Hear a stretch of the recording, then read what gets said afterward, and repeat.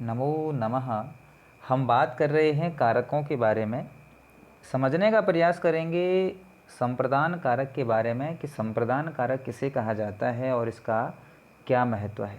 इसके हमने जब सामान्य अर्थ को समझा था तो हमने देखा कि इसका चिन्ह होता है के लिए, और इसका सिंपल सा मतलब होता है कि कर्ता जो क्रिया करता है ना, उसका जो फल है वो किसी और को मिल जाए, यानी कि एक ऐसा व्यक्ति जिसे बिना कर्म किए भी क्या मिल जाए, फल मिल जाए, उसे क्या कहते हैं, संप्रदान कहते हैं। एग्जाम्पल के लिए मैंने कहा कि राम श्याम के लिए फल देता है। अब राम जो है देने वाली क्रिया कर रहा है, फल दे रहा है।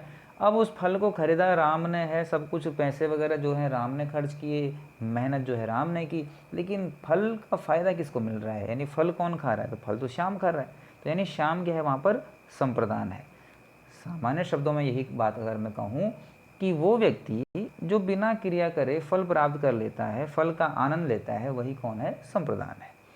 अब यहाँ पर इसको हम सूत्रों के माध्यम से समझने का प्रयास करेंगे। वो तो सामान्य अर्थ है, इसका विशेष अर्थ क्या है ये अब हम यहाँ पे समझेंगे।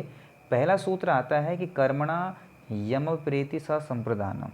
कर्मणा यम विप्रेति स संप्रदानम कहता है जिसके लिए कोई क्रिया की जाए उसे संप्रदान कारक कहा जाता है। यानी कि जिस व्यक्ति के लिए आप क्या कर रहे हो, कोई भी क्रिया कर रहे हो, वो क्या है, संप्रदान है। दूसरे शब्दों में अगर कहें कि जिसको कुछ दिया जाए, जिसको कुछ दिया जाए वही क्या है, संप्रदान चिन्ह कारक है, और इसका चिन्ह क्या होता है, के लिए होता है। अब इसको ध्यान से समझें, इस बात को ध्यान से समझें कि कैसे। कहा कि माता बालक को लड्डू देती है। सबसे पहली बात मैंने आपसे वही कहा है कि जब भी कोई वाक्य पढ़ोगे तो पहले देखना क्रिया कौन सी हो रही है। क्रिया है देने वाली, तो देती है, कौन देती है, माता देती है। अब माता हो गई कर्ता, देना हो गई क्रिया, तो माता क्रिया कर रही है देने वाली। अच्छा, माता दे रही है लड्डू, यानी कर्म क्या हो जाएगा, लड्डू। अब ये जो लड्डू है इसका फ़ायदा क्या माता को मिल रहा है, तो क्रिया तो माता कर रही है, कर्म तो माता कर रही है ना, कर्म क्रिया तो माता कर रही है, तो क्या उस लड्डू का आनंद क्या माता को मिल रहा है, नहीं मिल रहा है। किसको मिल रहा है, बालक को मिल रहा है। यानी बालक कुछ नहीं कर रहा तो भी लड्डू का आनंद ले रहा है, यानी कर्म का फायदा उसको मिल रहा है। तो यहाँ पर क्या हो जाएगा, कर्ता तो माता थी, तो माता क्या हो जाएगी, कर्ता। कर्ता यानी कि प्रथमा का एक वचन माता, और मोदकम क्या हो जाए, कर्म है तो द्वितीय का एक वचन, ददाती किसके अकॉर्डिंग बना, माता के अकॉर्डिंग बना। अब यहाँ पर ये बालकाय कैसे बना, ये बालकाय कैसे बना, क्यों बना, क्योंकि ये क्या हो जाएगा, संप्रदान हो जाएगा। सवाल वही रहेगा कि संप्रदान में कौन सी विभक्ति होती है। दूसरा एग्जाम्पल देखो यहाँ पर कि राजा ब्राह्मण को वस्त्र देते हैं। अब राजा क्या कर रहे हैं, दे रहे हैं, देने वाली क्रिया हो रही है, कौन कर रहा है, राजा कर रहा है। राजा अगर क्रिया कर रहा है तो राजा कर्ता हो गया। राजा क्रिया कर रहा है, देने वाली क्या दे रहा है, वस्त्र, तो राजा करता है, देना क्रिया है, वस्त्र क्या है, कर्म है। कौन, अब देखिए इस कर्म का फल, इस क्रिया का फल किसको मिल रहा है, फिर राजा देने वाली क्रिया भी कर रहा है, वस्त्र पे कर्म कर रहा है। अब इस वस्त्र का फायदा किसको मिलना है, ब्राह्मण को मिलना है। यानी कि पैसे वगैरह सब कुछ तो राजा ने दिए, लेकिन वस्त्रों को कौन पहनेगा, ब्राह्मण पहनेगा। यानी कि ब्राह्मण बिना क्रिया किए क्या प्राप्त कर रहा है, फल प्राप्त कर रहा है। यानी कि ब्राह्मण क्या हो जाएगा, यहाँ पर संप्रदान हो जाएगा। तो जो राजा है कर्ता का एक वचन, वस्त्रम जो है द्वितीय का एक वचन, क्योंकि कर्म हो गया, ददाती क्या हो गया यहाँ पर प्रथम पुरुष का एक वचन, विप्राय क्या बन जाएगा, विप्राय मतलब ब्राह्मण, ब्राह्मण को विप्र कहते हैं, तो विप्राय क्या हो जाएगा, संप्रदान कारक यहाँ पर हो जाएगा। सवाल ये आता है जो ये बालकाय और विप्राय लिखा, इसमें विभक्ति कौन सी है, यानी कि संप्रदान में विभक्ति कौन सी रखोगे, तो कहता है चतुर्थी संप्रदान है, कि जब जब जो जो संप्रदान होगा उसके लिए चतुर्थी व्यक्ति का प्रयोग किया जाएगा। और संप्रदान कौन है, जो क्रिया नहीं करता है तब भी कर्म का फल उसको मिल जाता है।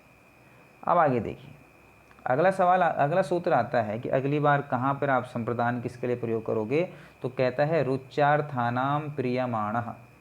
रुच आदि धातुओं के अर्थ में जिसको फायदा हो रहा होता है, जो प्रसन्न हो रहा होता है, उसको हम संप्रदान कहते हैं। रुच धातु का प्रयोग करते हैं, जैसे बोलते हैं रोचते, अच्छा लगना, तो जिसको अच्छा महसूस हो रहा है वही क्या है, संप्रदान है। कहता है बच्चे को लड्डू अच्छा लगता है, बच्चे को लड्डू अच्छा लगता है। तो अच्छा किसको लग रहा है? बच्चे को लग रहा है, यानी बच्चा क्या हो जाएगा यहाँ पर? संप्रदान हो जाएगा। क्या बनेगा? बालकाय मोदकम रोचते। लेकिन अब यहाँ पर नियम ये है कि जब जब आप रुच धातु का प्रयोग करोगे ना, ये जो रोचते लिखा है ये रुच धातु है, तो जब जब रुच धातु का प्रयोग करोगे तो ही वो बालक को क्या बन जाएगा? बालकाय बनेगा, इसके अलावा नहीं बनेगा। तो अब यहाँ पर ये देखना जरूरी है कि बालकाय शब्द रूप कहाँ और कैसे बनता है। दोबारा चलते हैं, शब्द रूप में देखेंगे। उसने कहा कि चतुर्थी संप्रदान है, संप्रदान में कौन सी व्यक्ति हो जाएगी? चतुर्थी हो जाएगी।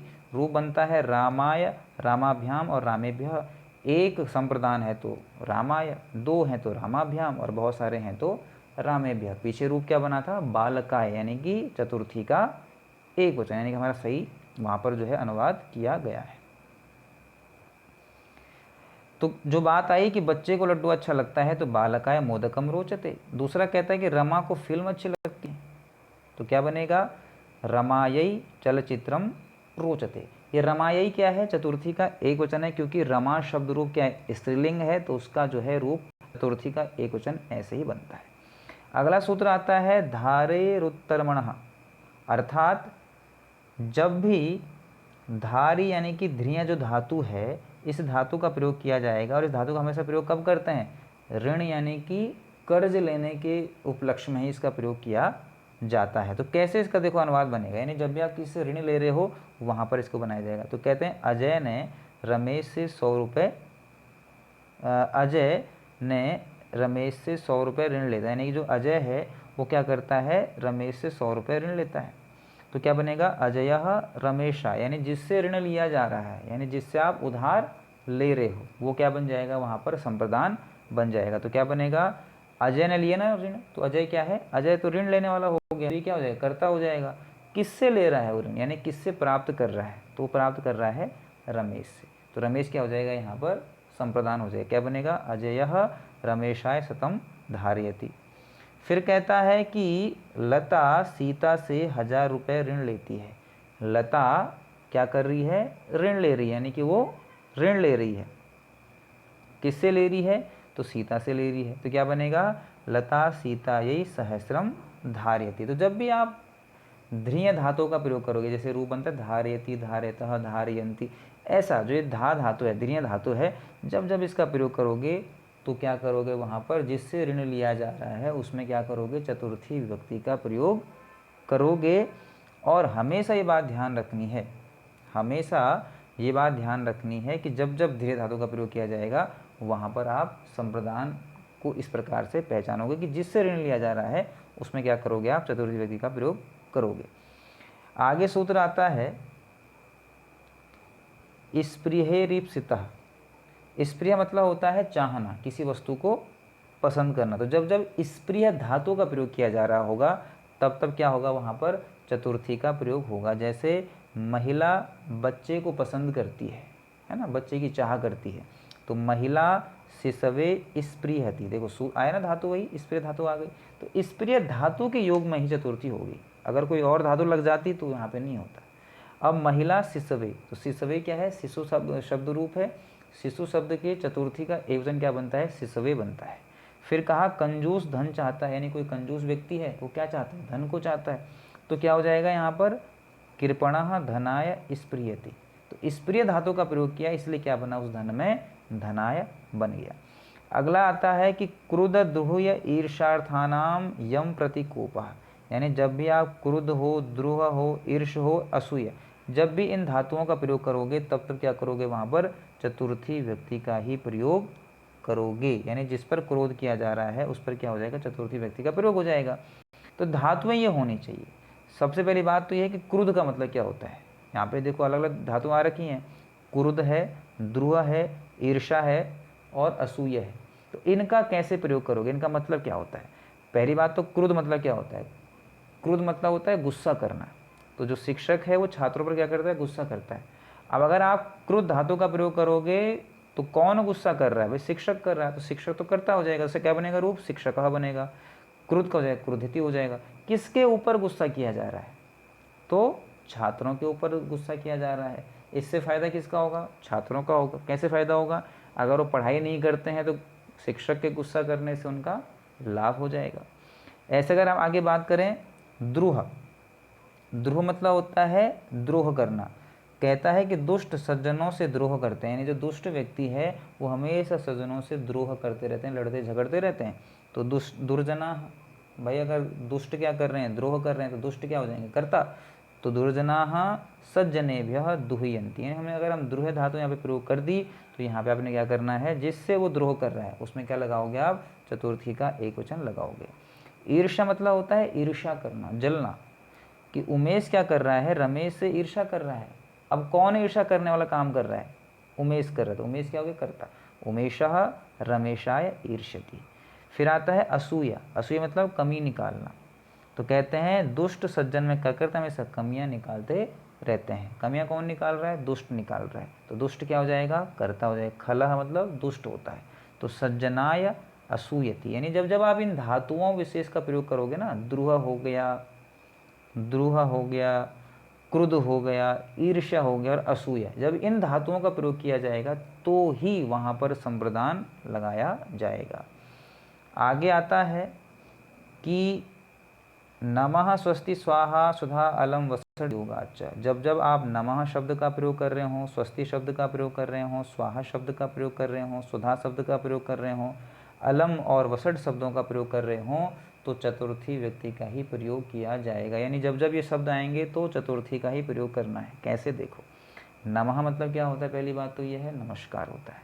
नमस्कार हमने कहा कि शिव के लिए नमस्कार है, तो आपने अगर नमः शब्द का प्रयोग कर दिया तो आप क्या करोगे, शिव में चतुर्थी का यूज ही करोगे। तो क्या बनेगा, शिवाय नमः, जैसे हमने कहा रामाय वैसे शिवाय नमः। आपने सुना होगा गणेशाय नमः, ओम नमः शिवाय, शिवाय नमः, इस प्रकार से। फिर नेक्स्ट आता है स्वस्ति, स्वस्ति मतलब होता है कल्याण, तो राजा का कल्याण हो तो निरपाय स्वस्ति, ठीक है। स्वस्ति वर्ड आया इसलिए आपने क्या कर दिया, निरप में आपने निरपाय कर दिया। फिर आता है स्वधा, स्वधा मतलब होता है तर्पण करना, यानी कि जब आप तर्पण करते हैं वहाँ पर इसी प्रकार से आपने कहा पितरों के लिए अन्न या फिर तर्पण, तो क्या बनेगा, पितृभ्य स्वधा। ये जो पितृभ्य शब्द है ये चतुर्थी का बहुवचन है। क्या है, पितृभ्य चतुर्थी का बहुवचन है, तो क्या बनेगा, पितृभ्य स्वधा। वसट का मतलब होता है हविर्दान, है ना, अग्निदान करना, तो इंद्र को हविर्दान। अब आपने अगर वसट वर्ड का प्रयोग किया तो आप क्या करोगे, इंद्र में चतुर्थी का ही प्रयोग करोगे, तो क्या बनेगा, इंद्राय वसट। अगला शब्द है अलम। एक अलम मतलब मत भी होता है और एक अलम मतलब होता है समर्थ, यानी पर्याप्त होना, यानी चीज़ का पूरा हो जाना। तो कहते हैं दैत्यों को मारने के लिए हरि समर्थ है, यानी कि अगर दैत्यों को मारना है तो हरि अकेले ही काफ़ी है। तो क्या बनेगा, दैत्येभ्य हरि ही अलम। अब ये हरि में क्या हो जाएगा, प्रथमा का एक वचन। अब किसको मारने के लिए, तो दैत्यों को मारने के लिए। कौन अलम है भाई, हरि अलम है, तो हरि तो आप करता होगे, तो दैत्यों को, तो इनमें क्या लगा दोगे आप, तृतीया का चतुर्थी का बहुवचन, क्योंकि दैत्य क्या है, बहुत सारे हैं। तो जो दैत्येभ्य शब्द है क्या है, चतुर्थी का बहुवचन है। तो हरि क्या है, दैत्यों को मारने के लिए अलम है। तो मारेगा कौन, हरि मारेगा। तो अगर हरि मारेगा तो हरि कर्ता हो गया, किसको मारेगा, दैत्यों को मारेगा, तो दैत्य क्या बन जाएंगे, संप्रदान बन जाएंगे, अगर आपने अलम वर्ड का यूज किया तो। अब आगे चलिए, अगला सूत्र आता है राधिक्षो यस्य विप्रश्न है, यानी जब भी आप किसी व्यक्ति का शुभाशुभ पूछते हो, यानी ईक्ष धातु का अगर आप प्रयोग करो या आप राध धातु का प्रयोग करो, तो हमेशा जिससे आप उसका शुभाशुभ पूछ रहे हो, अच्छा पूछ रहे हो, तो उसमें क्या करोगे, चतुर्थी का प्रयोग करोगे। कहते हैं भरत राम का शुभाशुभ पूछते हैं, यानी जो भरत व्यक्ति है, भरत क्या कर रहा है, पूछ रहा है। भरत क्या हो गया, कर्ता हो गया। किसका पूछ रहा है, तो राम का पूछ रहा है। तो भरतः रामाय, जो ये रामाय लिखा है क्या है, चतुर्थी का एक वचन। तो भरतः रामाय राधति या फिर ईक्षते। अगला आखिरी सूत्र आता है प्रतंज्ञाभ्याम श्रुवः पूर्वस्य कर्ता, अर्थात प्रति और आ उपसर्ग अगर आगे लगे हों और उसके बाद धातु कौन सा जाए, श्रु धातु आ जाए, तो हमेशा क्या होता है, वहाँ पर चतुर्थी व्यक्ति का प्रयोग होता है। इस श्रु धातु का प्रयोग कब, वहाँ पर किस अर्थ में होगा, प्रतिज्ञा करने के अर्थ में होगा। जैसे राजा गरीब को धन देने की प्रतिज्ञा करता है, यानी राजा क्या कर रहा है, प्रतिज्ञा कर रहा है। तो राजा तो क्या बन गया, कर्ता बन गया।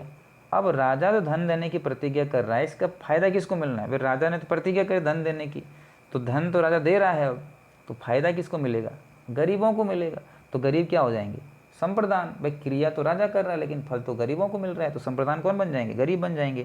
तो क्या बनेगा? राजा निर्धनाय धनम प्रतिशृणोति या आश्रिणोति। ये जो प्रतिशृणोति बना यहाँ पे देखो प्रति उपसर्ग है, और जो आश्रिणोति बना वहाँ पे कौन सा उपसर्ग है? आ उपसर्ग है। तो इस प्रकार से हमने यहाँ पर चतुर्थी विभक्ति को समझने का प्रयास किया, संप्रदान कारक को समझने का प्रयास किया।